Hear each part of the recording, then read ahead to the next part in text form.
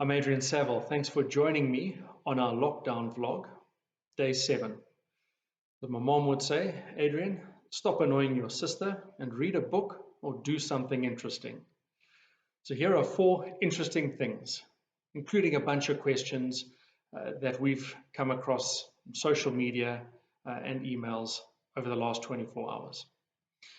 The first is not so much a question, but a provocation from our Chief Investment Officer, Samantha Steyn, who says, is the recession and recovery V-shaped, U-shaped, or L-shaped? South African vehicle sales plunged 29.7% in March, year on year. It's a steep step in, and this is not unique or specific to South Africa. All other economies have stepped into this recession in a very sharp way. The question is, will this step out? Will the recovery be quick, or is it likely to be slow, long, and lethargic? With history as a guide, if we look at all of the major recessions over the last 40 or 50 years, you get a sense that most of the recoveries are V-shaped in nature.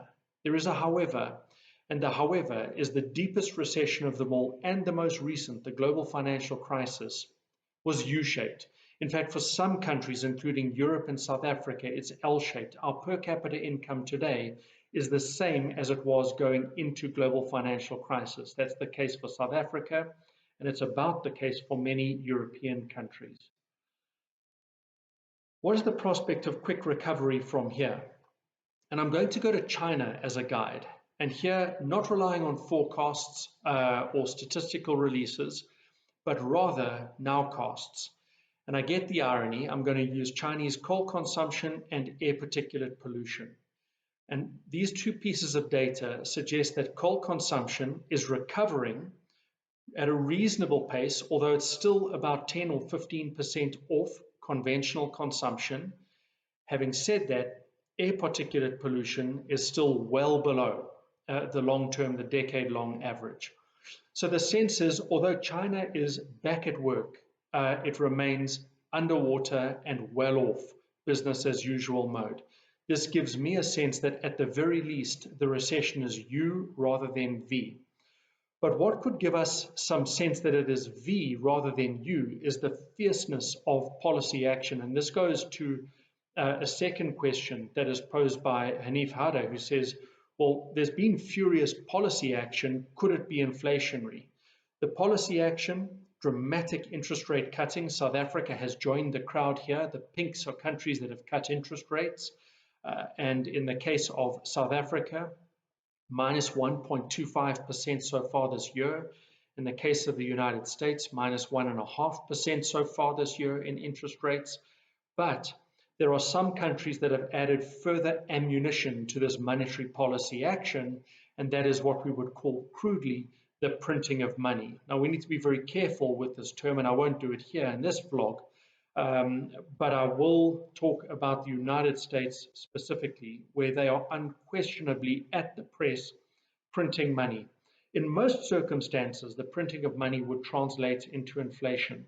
So why is the US different? What is it about the US that somehow sets it apart? Then when it prints money, it doesn't get South African inflation. And there are 3 qualifications that apply in the US case. The first is, although they are putting more money into the system, the velocity of money, which is the pace at which money changes hands, has sat down. So there's more money, but it's moving slower. That mutes the inflation. The second is that the money hasn't flowed into Main Street. Instead, it flows into Wall Street. In fact, that's a deliberate intention of this policy, is to cause inflation, but to cause inflation in asset prices. And so you get bond prices and property prices and equity prices recovering. So you get asset price reflation. That, in fact, is an explicit ambition of this policy. And then there is the third qualification, which is quite unique to the United States, and that's they've got an escape valve. That if you do get inflationary pressures in the United States, the dollar is an exportable currency. And so they can export that currency and then export that inflation. So perhaps that's a safety valve for the US. It's a caution for the rest of the world.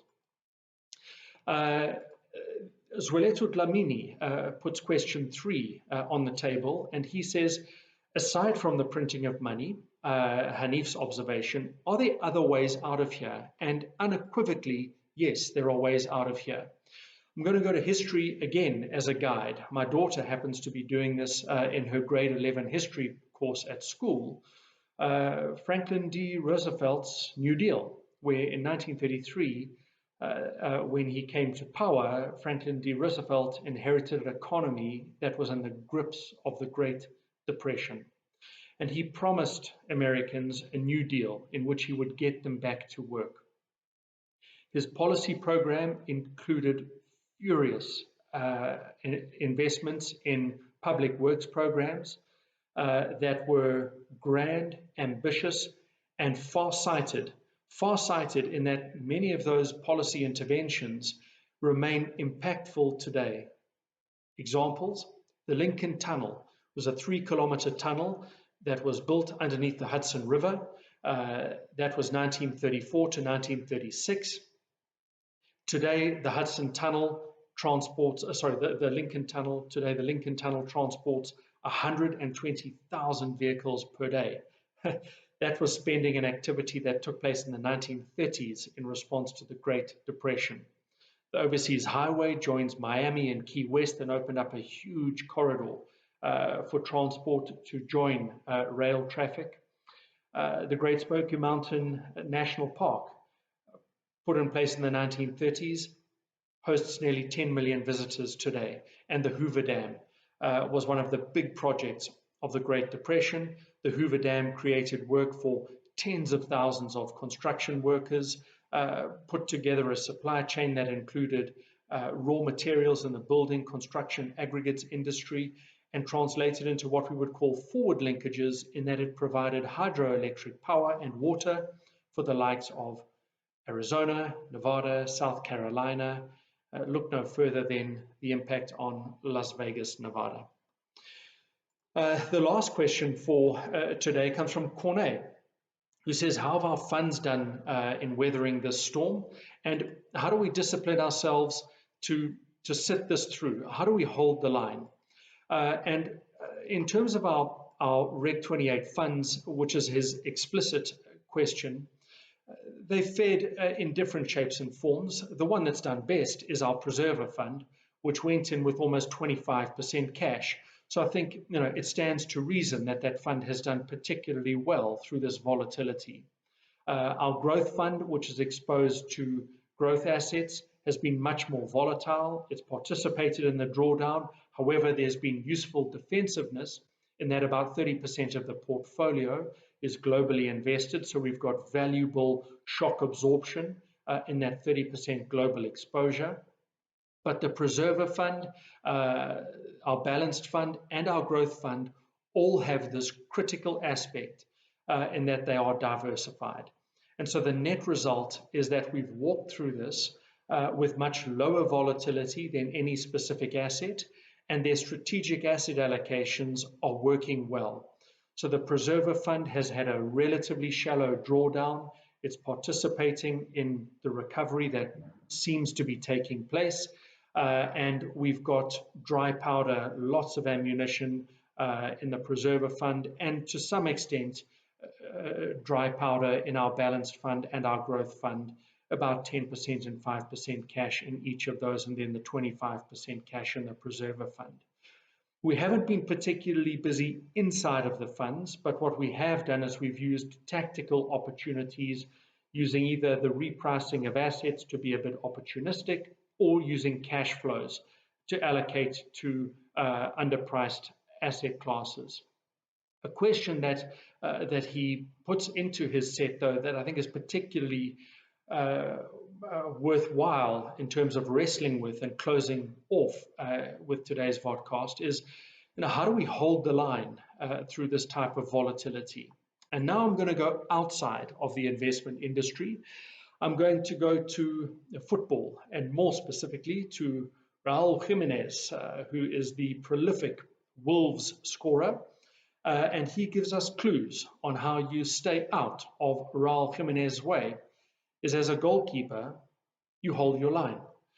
There's some lovely research work that's done by Stephen Woodcock, a senior lecturer in mathematics at the University of Technology in Sydney, Australia, and studying thousands of penalty shootouts from professional football.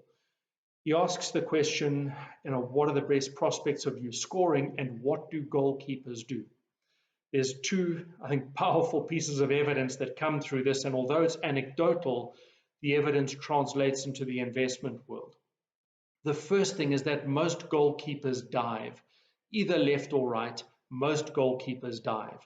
That gives you a clue as a penalty shooter about where you should fire. The second is that if you are firing, where are your best prospects of hitting? Bang in the middle. And that is because the human behavior promotes the activity. If you're a goalkeeper and you get fired at, the worst thing you can do is stand still and miss the save.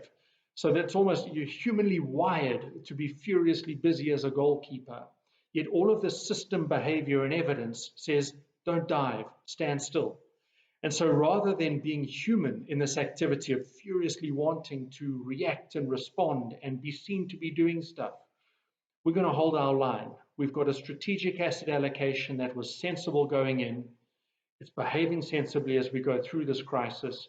We have every reason to believe it will sensibly get us through the river and safely to the other side. Thanks for joining me. Please keep sending. Please keep sharing. Stay safe. Stay home. See you tomorrow.